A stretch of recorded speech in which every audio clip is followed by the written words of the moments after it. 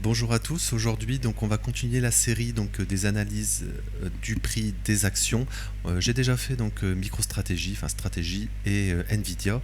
Aujourd'hui, on va faire Coinbase. Je veux que la vidéo soit courte, donc je vais pas faire d'analyse financière. En fait, on va simplement comparer Coinbase avec le prix du Bitcoin parce que finalement, ils sont très très corrélés.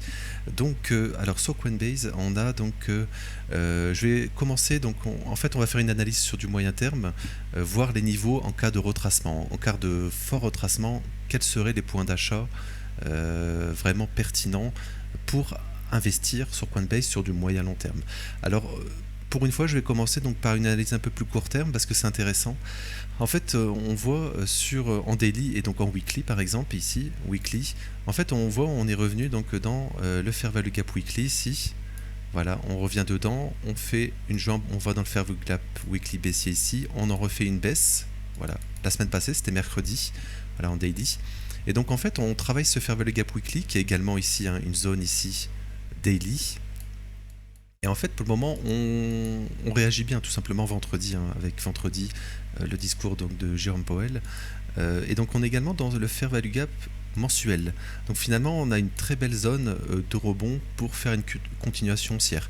Et donc cela va dépendre de l'évolution du Bitcoin. Alors je vais le mettre tout de suite. On va rajouter voilà le prix. Alors excusez-moi, c'est pas ça. Il faut mettre à l'échelle.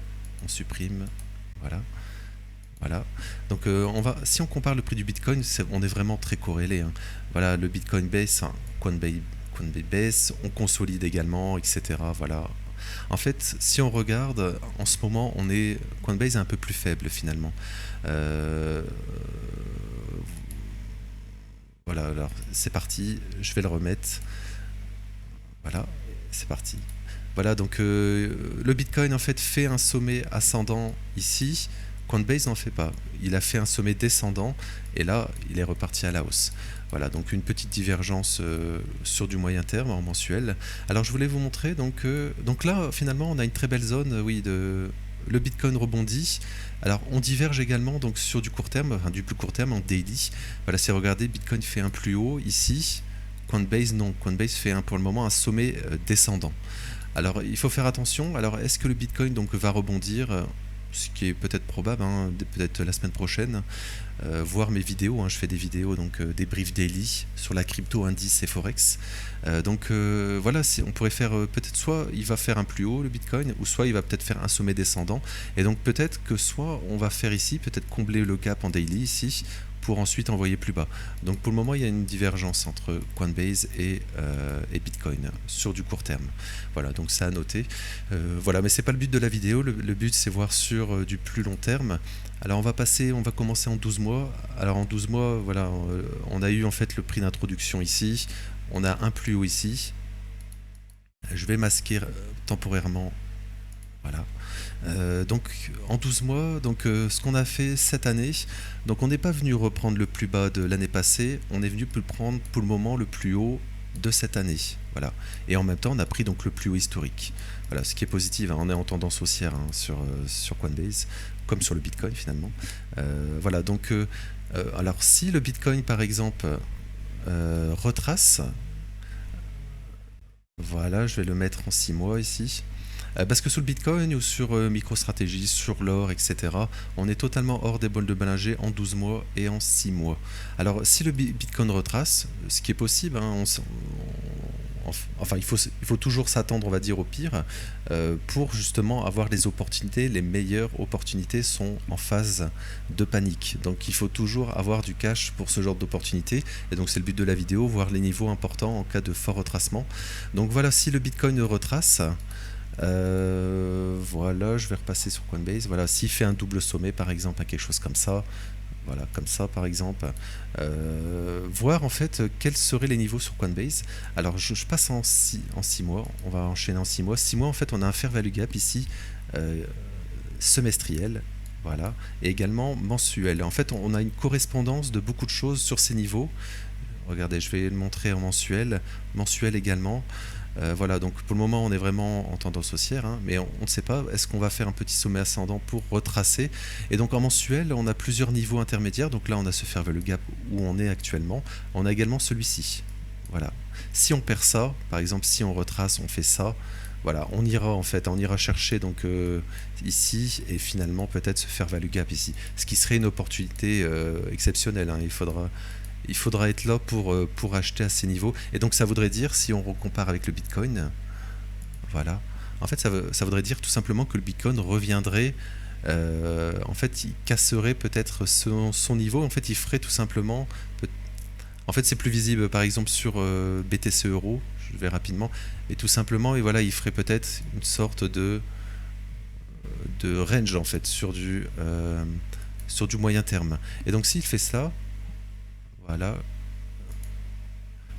en fait, peut-être Coinbase pourrait retracer plus profondément, et pourquoi pas sur une panique, hein, quand les gens paniquent, retourner en fait sur ces niveaux ici, et peut-être en extension avoir une mèche ici.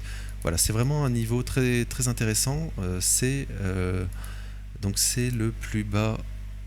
Voilà, c'est le plus bas donc de l'année passée, et ça correspond également. Donc je vais tracer un Fibonacci rapidement ici. Voilà, je le mets comme ça, et donc ça représente ici donc on revient en fait au 38,2. C'est une très belle zone pour rebondir, hein, sur du court terme. Et donc fair value gap, on a également le fair value gap ici qu'on vient d'identifier autour des 0,50, des 50%. Et donc en fait on reviendrait ici justement, c'est ce que je voulais montrer, une zone intéressante. En fait il y a une concordance donc des 78,6 et 86, et cette zone est très intéressante. En fait c'est généralement la zone de capitulation finalement, quand il y a un fort retracement sur plein de choses, hein, les cryptos, les indices plus vraiment, parce que les banques centrales sauvent à chaque fois les indices, à voir dans le futur si elles veulent continuer, mais ça c'est pas le sujet de la vidéo.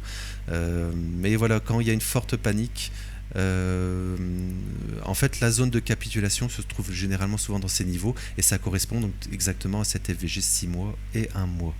Donc vraiment intéressant ces niveaux. Donc ça, en fait, ça représente environ 60% de baisse. Donc ça correspond, on va dire, à tout ce qu'on a vu, hein.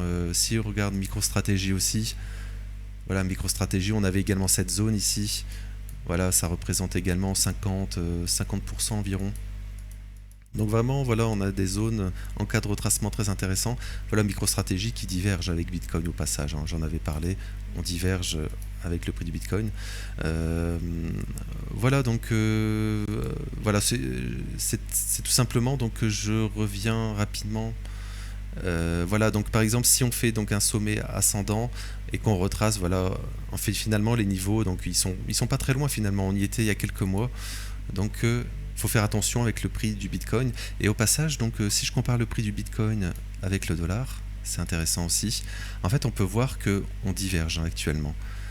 En fait le dollar, ce qui est logique, hein, en fait ici on a eu toute cette zone où voilà, en fait le dollar augmente, donc le BTC baisse, mais ici on a une zone où le dollar finalement monte et le BTC monte. Voilà, il y avait vraiment, enfin on va dire il stagne, mais il monte également le dollar un petit peu. Et donc là on rediverge, on va dire, le BTC, enfin le dollar baisse et donc le BTC monte. Ça veut dire que si le dollar rebondit, on pourrait, hein, sur le dollar, je fais des vidéos, donc j'ai déjà dit, hein, point forex, en fait le dollar il peut être très proche d'un bottom, ça veut dire il ferait ça peut-être encore un plus bas, et peut-être là on pourrait spéculer sur une reprise du dollar. Et donc si le dollar rebondit, dans cette logique, hein, on diverge vraiment entre les deux actuellement, dans cette logique le BTC pourrait retracer pour compenser la hausse du dollar.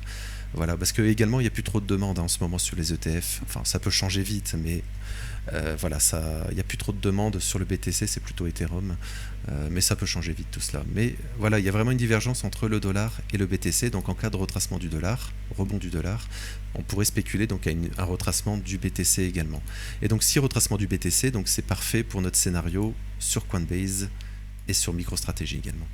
Voilà, donc un petit point, donc le niveau important, donc il y a des niveaux intermédiaires où on est actuellement, on pourrait rebondir, et donc ensuite un autre niveau ici à 235, enfin 210 entre eux, et donc ensuite donc on a ce niveau super intéressant de 114 et 85. Voilà, sur du moyen terme. Voilà, donc je vais m'arrêter là pour ne pas faire une vidéo trop longue.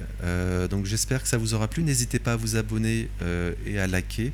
Merci de votre temps et je vous souhaite une belle journée. Merci.